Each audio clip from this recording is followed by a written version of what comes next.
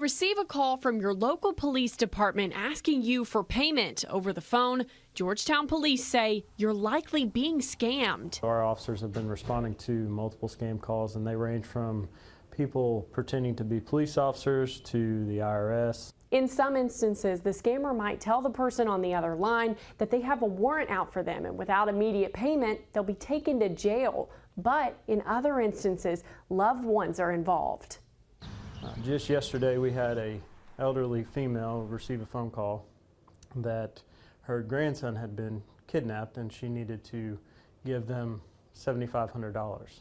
The scammers asked her to leave the payment in her mailbox for them. After doing so, the money was taken, confirming that these scammers were actually in the area. Hopefully we find the individuals that this female gave $7,500 to. I would love to get justice for her and try to get her money back.